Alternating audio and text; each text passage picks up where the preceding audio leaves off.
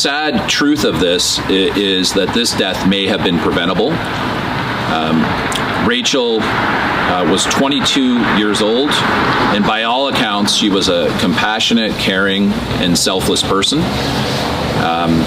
She had just finished school at Wilfrid Laurier and literally had her entire life ahead of her when she was struck down and killed. As I said, she was struck by a school bus just down the road from here while she was crossing in a pedestrian crosswalk with the right-of-way. She was struck on October 9th, and she passed away on October 13th. She was basically kept alive for 4 days so that she could make one more selfless act, and that was to donate her organs to 5 individuals. The sad truth to this is that this is not an isolated incident. This is the 3rd death at the hands of a school bus involving a pedestrian in the last 5 months in the GTA. The sad reality is, as early as 2019, the federal government had commissioned a task force to look into school bus safety.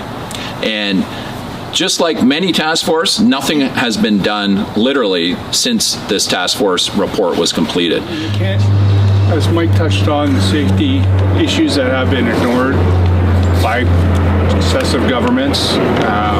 We spend all this money on task force, consultants, and then we just ignore it because maybe there's not enough people being killed, which is pretty sad. Nobody should have to go through this, what we're going through.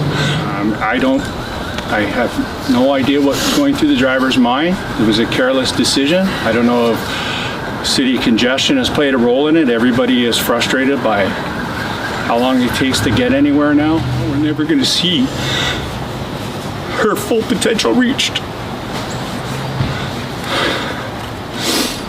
And we just want to see some changes, at least recognize the issue and try to make a change for her so that we're not doing press conferences about this anymore. You know, 5 minutes before, she was handing me a scone that she was making for her boyfriend's, family Thanksgiving. And, 5 minutes later at the top of my street, she's gone, she's killed. And if she was in this position, it was anyone in this neighborhood, she'd be the first to say this doesn't make sense. And she'd be looking and saying, how could this happen? 4 o'clock, I'm walking on a sidewalk. This could be anyone, Mom. And she'd be the first calling the media and looking into the statistics and saying, we've got to make changes.